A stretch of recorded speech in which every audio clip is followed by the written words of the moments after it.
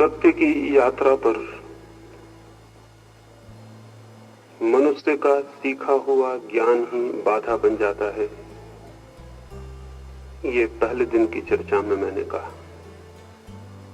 सीखा हुआ ज्ञान दो कौड़ी का भी नहीं, और जो सीखे हुए पढ़े हुए ज्ञान के आधार पर सोचता हो कि जीवन के प्रश्न को हल कर लेगा, वो नासमझ ही नहीं, पागल है। जीवन के ज्ञान को तो स्वयं ही पाना होता है, किसी और से उसे नहीं सीखा जा सकता। दूसरे दिन की चर्चा में मैंने आपसे कहा कि जिसका अहंकार जितना प्रबल है, वो स्वयं के और परमात्मा के बीच उतनी ही बड़ी दीवार खड़ी कर लेता है।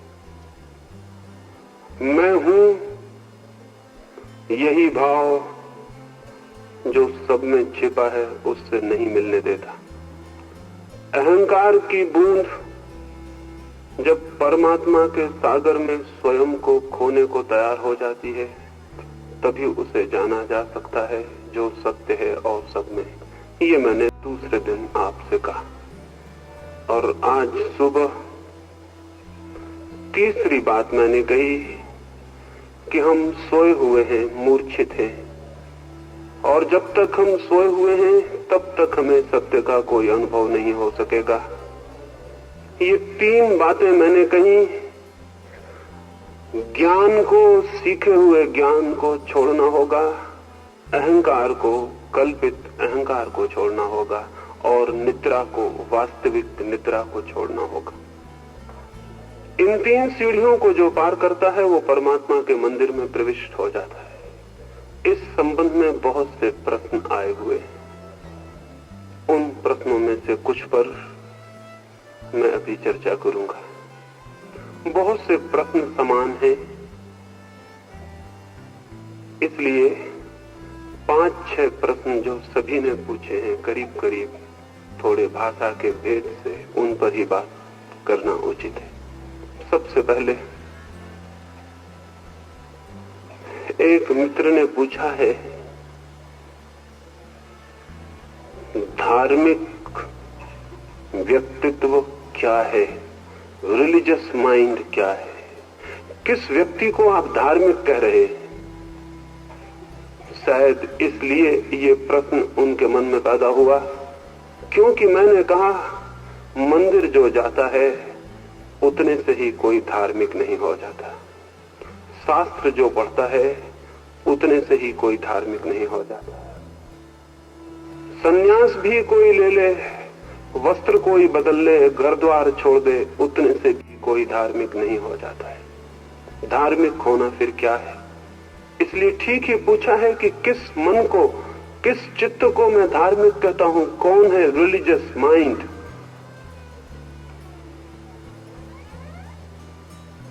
एक छोटी सी कहानी से समझाऊं।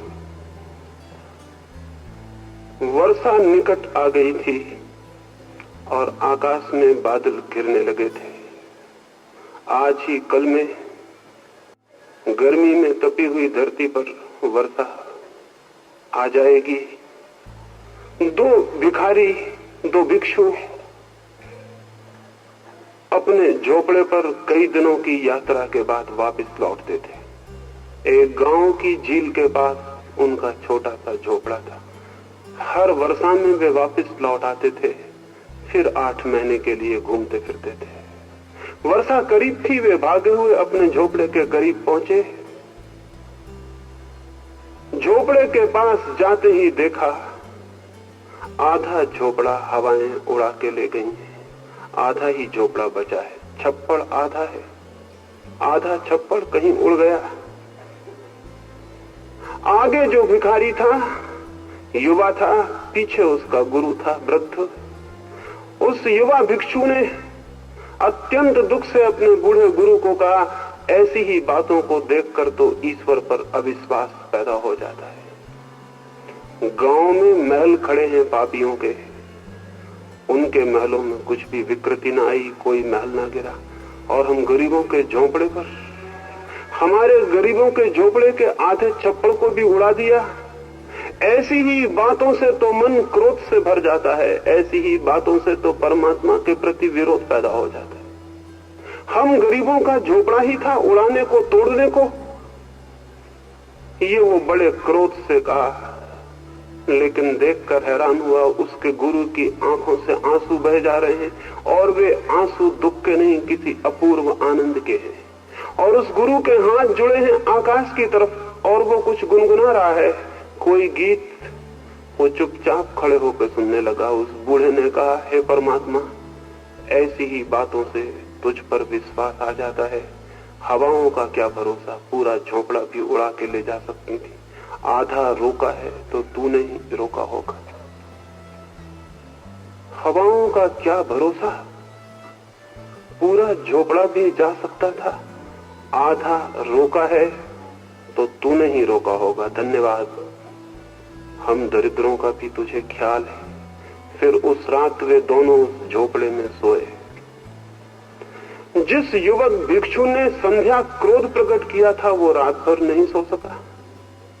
रात भर उसके मन में बड़ी बेचैनी, बड़ी अशांति, बार बार यही ख्याल कि गरीब के झोपड़े को तोड़ने की बात क्या उचित है, हमने क्या बुरा किया। दिन रात जिसकी प्रार्थना करते हैं वही हमारा साथी नहीं, तो हम और क्या आशा करें प्रार्थनाओं से, और क्या आशा करें। रात भर बेचैन वो करवट बदलता रहा, क्योंकि सांझ दुख में सोया था तो रात भी दुख सरकता रहा। सांझ जिस भाव को लेकर हम सोते हैं, पूरी नींद उसी भाव में परिवर्तित हो जाती।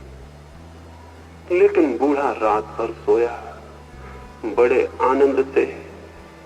सुबह उठकर उसने एक गीत लिखा, और उस गीत में फिर परमात्मा को धन्यवाद दिया और कहा, हे पिता, हे परम पिता, हे प्रभु, हमें क्या पता था आधा झोपड़े का भी आनंद होता है। कल रात हम सोए भी रहे आधे छप्पड़ में, और जब भी आंख खुली तो तेरे चांद, तेरे तारों को भी देखा। बड़ी खुशी है, अब वर्षा आएगी। हम आधे में सोएंगे भी, आधे में वर्षा का गीत, टप टप बूंदे, वे भी सुनेंगे। हमें क्या पता था, अगर पहले से पता होता हम आधा झोपड़ा खुद ही तोड़ देते, तेरी हवाओं को तकलीफ भी ना देते। इस आदमी को मैं धार्मिक आदमी कहता हूं। ये रिलीजियस माइंड है। ये चाहे किसी मंदिर और मस्जिद में जाता हो या न जाता हो, ये किसी शास्त्र को पूजता हो न पूजता हो, इसके वस्त्र गेरुए रंगे हो न रंगे हो, ये घर में हो घर के बाहर हो, ऐसा जो चित्त है वो धार्मिक है। धर्म कोई बाहरी क्रियाकांड नहीं, दृष्टि का परिवर्तन है। धर्म कोई बाहरी परिवर्तन नहीं, अंतस का बदल जाना है, दृष्टि का, देखने के ढंग का। इतना आसान मत समझ लेना कि हम मंदिर चले जाते हैं तो धार्मिक हो जाएंगे। इतनी सस्ती बात होती तो पृथ्वी पर बहुत मंदिर हैं, बहुत मस्जिद हैं, बहुत चर्च, पृथ्वी धार्मिक कभी की हो गई होती।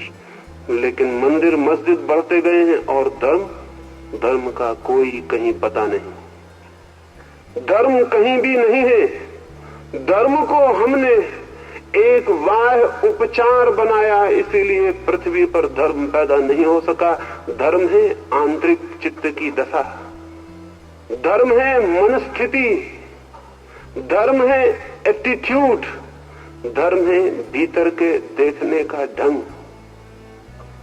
इसलिए कोई मंदिर में पहुंच जाए तो धार्मिक नहीं हो जाता, लेकिन जो आदमी धार्मिक है वो कहीं भी पहुंच जाए वहीं मंदिर जरूर हो जाता है।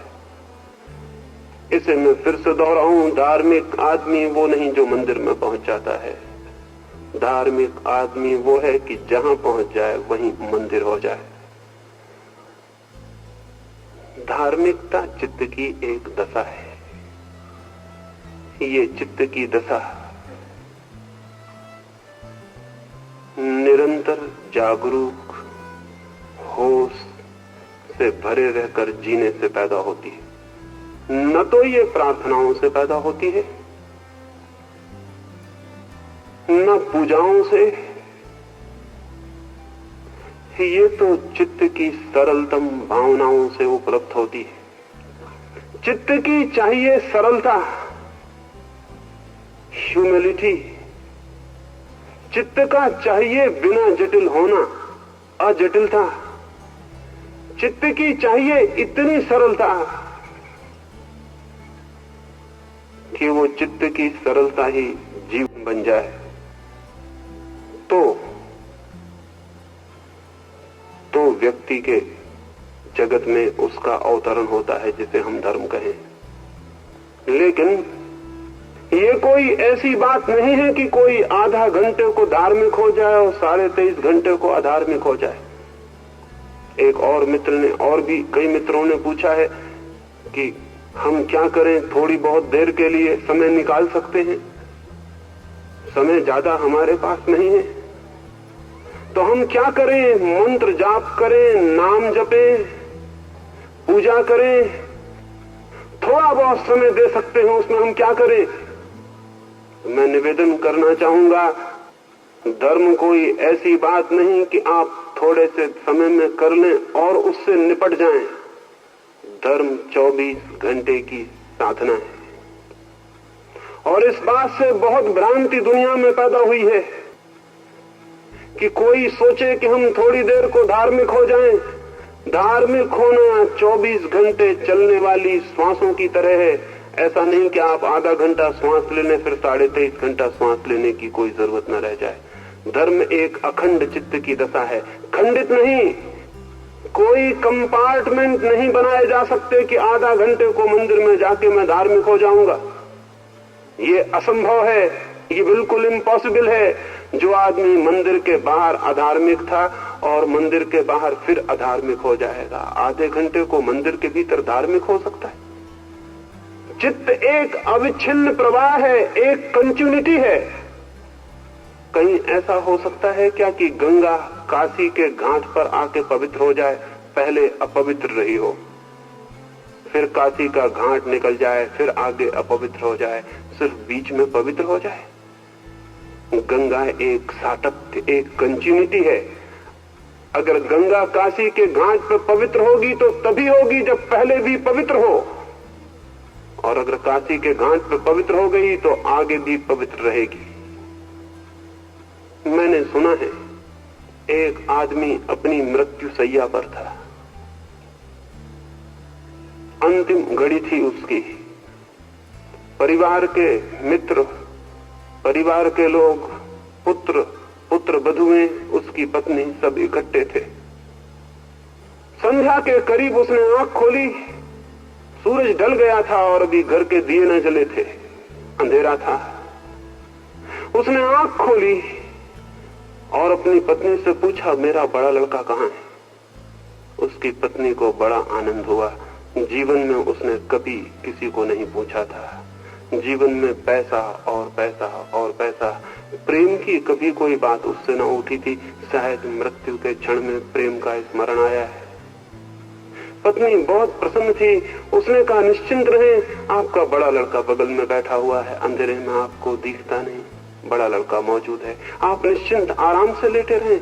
लेकिन उसने पूछा, और उससे छोटा लड़का? पत्नी तो बहुत अनुग्रहित हो आई। कभी उसने पूछा नहीं था। जो पैसे के पीछे है, जो महत्वाकांक्षी है, उसके जीवन में प्रेम की कभी भी कोई सुगंध नहीं होती, हो भी नहीं सकती। उसने कभी न पूछा था कौन कहाँ है, उसे फुर्सत कहाँ थी।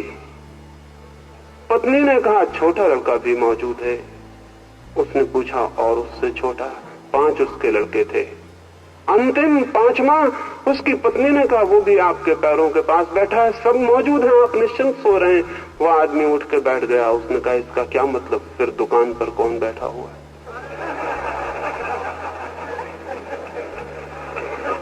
वो 5 लड़कों की फिक्र में नहीं था, पत्नी भूल में थी।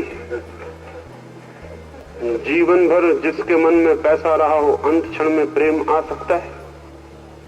पत्नी गलत थी, भूल हो गई थी। वो इस चिंता में था कि दुकान पर कोई मौजूद है या कि सब यहीं बैठे हुए। ये मरते क्षण में थी, उसके चित्त में वही धारा चल रही थी जो जीवन भर चली थी। ये स्वाभाविक है, ये बिल्कुल स्वाभाविक है। जीवन भर जो चला है वही तो चलेगा। तो इस भूल में कोई ना रहे कि मैं थोड़ी देर मंदिर हो आता हूं तो धार्मिक हो जाऊंगा। जिसे धार्मिक होना है उसे अपने चित्त की पूरी धारा को बदलने के लिए तैयार होना होगा। ये धोखा देने के ढंग हैं, ये सब सेल्फ डिसेप्शन है कि हम मंदिर हो आते हैं इसलिए धार्मिक हो गए। अपने को धोखा देने की तरकीबों से ये ज्यादा नहीं है कि हम चंदन लगाते हैं तो धार्मिक हो गए, कि हम यज्ञोपवीत पहनते हैं तो हम धार्मिक हो गए। हद बेवकूफियां हैं। इस तरह कोई धार्मिक हो सकता तो हमने दुनिया को कभी का धार्मिक बना लिया होता। इस तरह कोई न कभी धार्मिक हुआ है और न हो सकता है। लेकिन जो अपने को धार्मिक होने का धोखा देना चाहता हो, इन तरकीबों से बड़ी आसानी से धोखा पैदा हो जाता है। धार्मिक होना एक अखंड क्रांति है। पूरे जीवन को, चित्त को, टोटल माइंड को, समग्र मन को बदलना होगा और उस बदलने के सूत्र समझने होंगे। एक एक क्षण, एक एक घड़ी सजग होकर मन को बदलने में संलग्न होना होगा। और इसके लिए अलग से समय की कोई भी जरूरत नहीं है। आप जो भी करते हैं, उठते हैं, बैठते हैं, भोजन करते हैं, नौकरी करते हैं, रास्ते पर चलते हैं, रात सोते हैं, आप जो भी करते हैं, आपका जो भी व्यवहार है, आपका जो भी संबंध है, सारा जीवन एक इंटर रिलेशनशिप, एक अंतर संबंध है। 24 घंटे हम कुछ ना कुछ कर रहे हैं। धर्म के लिए अलग से समय खोजने की जरूरत नहीं है। ये जो भी आप कर रहे हैं, अगर शांत जागरूक चित्त से करने लगे तो आपके जीवन में धर्म का आगमन हो जाएगा। आप जो भी कर रहे हैं, अगर शांत जागरूक करने लगे तो कैसे शांति से ये हो सकेगा? कैसे ये हो सकेगा? ये भी बहुत मित्रों ने पूछा है, कैसे हम शांत हो जाएं? कैसे मनुष्य का चित्त शांत हो सकता है? मनुष्य के चित्त की अशांति क्या है, इसे समझ लें तो शांत होना कठिन नहीं है। मनुष्य के चित्त की क्या है अशांति? कौन कर रहा है अशांत? कोई और कर रहा है आपको, या कि आप स्वयं? आप स्वयं ही 24 घंटे चित्त को अशांत करने की व्यवस्था कर रहे हैं और फिर पूछते फिरते हैं कि शांत कैसे हो जाऊं। 24 घंटे आप ही कर रहे हैं योजना। जीवन को देखने का सारा ढंग गलत है, इसलिए अशांति पैदा होती है। जीवन को देखने का हमारा ढंग क्या है? अगर आपका आधा छप्पड़ उड़ गया हो तो क्या है आपके जीवन को देखने का ढंग? उड़े हुए छप्पड़ के लिए रोइएगा या बचे हुए छप्पड़ के लिए धन्यवाद देंगे? उड़े हुए छप्पड़ के लिए रोएंगे तो अशांत हो जाएंगे, बचे हुए छप्पड़ के लिए धन्यवाद देंगे तो अपूर्व शांति उतर आएगी। कैसे हम जीवन को देखते हैं? बुद्ध का एक भिक्षु था पूर्ण, उसकी शिक्षा पूरी हो गई थी। उसने बुद्ध के पास जाकर आज्ञा मांगी कि अब मैं जाऊं और आपके अमृत संदेश को गांव-गांव पहुंचा दूं। बुद्ध ने कहा, तू कहां जाना चाहेगा, किस तरफ? उस पूर्ण ने कहा, बिहार में एक छोटा सा इलाका था, सूखा उसका नाम था। उस पूर्ण ने कहा कि अब तक सूखा की तरफ कोई भी भिक्षु नहीं गया, मैं सूखा जाना चाहता हूं। बुद्ध ने कहा, छोड़ दे ये इरादा, अब तक कोई नहीं गया, इसी से तुझे सोचना था कि कोई बात जरूर होगी। उस इलाके के लोग बहुत अशिष्ट, बहुत असभ्य, अत्यंत कटु व्यवहार वाले लोग हैं, बहुत हिंसक, बहुत क्रोधी, इसीलिए कोई वहां नहीं गया। पूर्ण ने कहा, तब तो मुझे वहां जाना ही पड़ेगा, उनके लिए ही फिर मेरी जरूरत है। अगर दिए से कोई कहे कि उस तरफ मत जा जहां अंधेरा है, तो दिया क्या कहेगा? मैं न जाऊं उस तरफ जहां अंधेरा है, तो दिया कहेगा फिर मेरी वहां क्या जरूरत जहां सूरज है। मैं वहीं जाऊंगा जहां अंधेरा है। मुझे आज्ञा दें कि मैं सूखा जाऊं। बुद्ध ने कहा, मैं आज्ञा तुझे एक ही शर्त पर दे सकता हूं कि तू मेरे 3 प्रश्नों के उत्तर दे दे। पूर्ण ने कहा, आप पूछें। बुद्ध ने कहा, वहां तू जाएगा, लोग गालियां देंगे, अपमान करेंगे, कटु वचन कहेंगे, तेरे मन को क्या होगा? हंसने लगा वो पूर्ण। उसने सिर रख दिए बुद्ध के चरणों पर और कहा, आप पूछते हैं इतने दिन मुझे जानने के बाद, क्या होगा मेरे मन को? यही होगा। कितने भले लोग हैं, सिर्फ गालियां देते हैं, अपमान करते हैं, मारते नहीं। मार भी सकते थे। बुद्ध ने कहा, पूर्ण, ये भी हो सकता है कि कोई तुझे वहां मारे भी, फिर क्या होगा?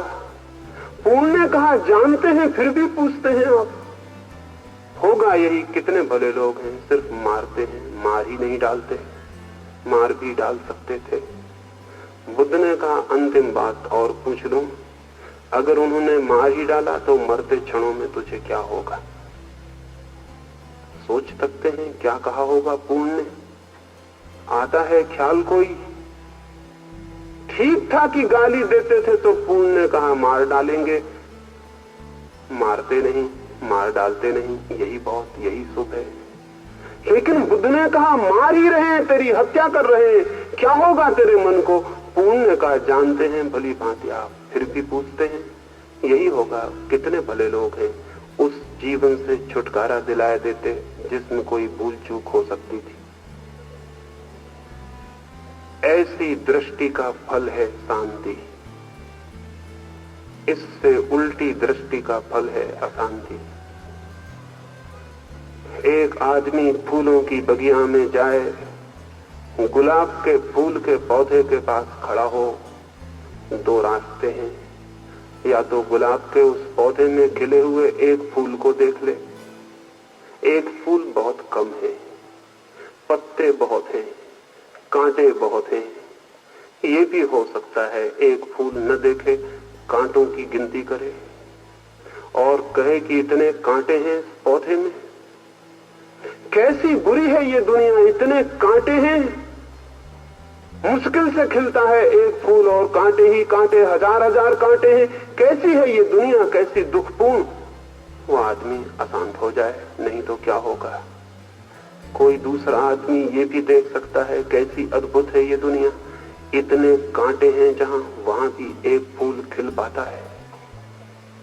इतने कांटे हैं जहां इतने कांटों के बीच भी एक फूल खिलता है। कितनी अद्भुत है ये दुनिया, कितनी रहस्यपूर्ण, कितने अनुग्रह के योग, कितना ग्रेटिट्यूड, कितना धन्यवाद करें किसी का। एक आदमी देखने जाए जीवन को तो जीवन में जो जो अंधेरा है उसे गिन सकता है। जीवन में जो जो बुरा है उसकी गणना कर सकता है। जीवन में जो जो दुख है उसकी संख्या को आंकड़ा बांध सकता है। और तब अगर अशांत हो जाए तो जुम्मा किसका होगा। और फिर रोए और चिल्लाए और फिर गूंजे, ढूंढे गुरुओं को और पूछे कि मुझे शांति का रास्ता बताओ। और गुरु भी ऐसे ना समझ कि वे कहें कि राम राम जप तो सब ठीक हो जाएगा, जैसे राम राम न जपने से ये अशांति पैदा हुई हो। ये अशांति पैदा की है इसके जीवन की दृष्टि ने। इसके जीवन की दृष्टि ही भ्रांत और गलत है। इसने गलत को ही चुनने का उपक्रम साध लिया है। इसने व्यर्थ को ही देखने की चेष्टा की है। इसने अंधकार के साथ ही मोह बांध लिया है। इसे प्रकाश दिखाई नहीं पड़ता, इसे फूल दिखाई नहीं पड़ते, इसे प्रेम दिखाई नहीं पड़ता। इसे तो जो भी दिखाई पड़ता है वही रुग्ण कर देता है इसे और अशांत कर देता है। कैसे धार्मिक चित्त को साधेंगे? शांति में खिलता है धार्मिक चित्त। और शांति है जीवन का सम्यक दृष्टिकोण, राइट एटीट्यूड।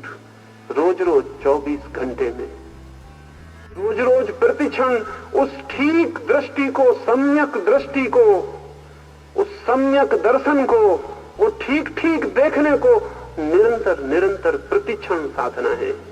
प्रतिक्षण, एक क्षण भी छुट्टी देने की सुविधा नहीं है। धार्मिक व्यक्ति को कोई छुट्टी नहीं, कोई हॉलीडे नहीं कि आज छुट्टी दे दें फिर कल साथ लेंगे। एक क्षण भी छुट्टी का अवकाश नहीं है। एक एक क्षण देखते, जागते, समझते, धीरे धीरे वो दृष्टि जो भीतर छिपी है प्रकट होने लगती और तब सब बदल जाता है। तब सब बदल जाता है। तब नहीं दिखाई पड़ते कांटे, बल्कि जब दृष्टि पूरी उपलब्ध होती है तो हर कांटा फूल में परिवर्तित हो जाता है और हर अंधकार एक दिया बन जाता है और हर बुरी घटना में किसी शुभ संकेत की सूचना मिल जाती है। फिर धीरे धीरे तो सब कुरूपता विलीन हो जाती है, रह जाता है सिर्फ सौंदर्य। सिर्फ सौंदर्य रह जाता है, नहीं रह जाता जीवन में कुछ कुरूप, नहीं रह जाता जीवन में कुछ विकृत। सभी हो जाता है, सभी स्वस्थ और संस्कृत। लेकिन वो दृष्टि पर निर्भर है, वो दृष्टि पर ही निर्भर है कि हम कैसे देखते हैं। तो बहुत जल्दी इस बात की ना करें कि आप जल्दी से वस्त्र बदल लें, क्रिया बदल लें, उपवास कर लें। इस सबसे नहीं, खोजें अपनी दृष्टि को कि कहां कहां घाव है मेरे, किन किन घावों से मैं पीड़ित और परेशान हूं। और तब आपको दिखाई पड़ेगा आपने ही अपनी छाती में छुरी मारी है रोज रोज, ये घाव किसी और ने नहीं किए। और जब दिख जाए कि मेरे ही हाथ छुरी मारते हैं तो छुरी फेंक देना कठिन थोड़ी है, या फिर छुरी से बहुत मोह हो और घाव में बहुत आनंद हो तो आपकी मर्जी, फिर तो कोई सवाल नहीं। लेकिन मनुष्य स्वयं ही है आत्महंता, कोई और नहीं। और जब तक इस सत्य की स्पष्ट प्रतीति न हो तब तक आप स्वयं को बदल भी नहीं सकते। एक और मित्र पूछते हैं कि क्या सेवा करना ही पर्याप्त नहीं है? हम सेवा करें तो क्या परमात्मा की उपलब्धि नहीं हो जाएगी? क्यों पड़े इन सारी बातों में? उन्होंने पूछा है सेवा करें गरीबों की, दीनों की, दुखियों की, तो उसी सर्विस से, उसी सेवा से क्या नहीं मिल जाएगा प्रभु? नहीं, भूल के भी कभी नहीं मिलेगा। धर्म से तो सेवा उत्पन्न हो सकती है, लेकिन सेवा से धर्म उत्पन्न नहीं होता है। धार्मिक व्यक्ति का जीवन तो सेवक का जीवन होता ही है, लेकिन सेवक का जीवन धार्मिक आदमी का जीवन नहीं होता है। इस तरह उल्टा नहीं होता है। दिया जल जाए तो अंधेरा निकल ही जाता है, लेकिन कोई कहे कि हम अंधेरे को निकालने की कोशिश करें तो दिया जल जाएगा, तो फिर दिया नहीं जलता है। अंधेरे को मर जाए कोशिश कर करके निकाल के, अंधेरा नहीं निकलने वाला और दिया तो जलने वाला नहीं। हालांकि दिया जलता है तो अंधेरा जरूर निकल जाता है, लेकिन अंधेरे के निकलने से दिया नहीं जलता। चित्त में धर्म का जन्म होता है तो सेवा जरूर आ जाती है, लेकिन सेवा से कोई धर्म नहीं आता। बल्कि बिना धर्म के जो सेवा है वो भी अहंकार को ही तृप्त करती है, उसका ही साधन बनती।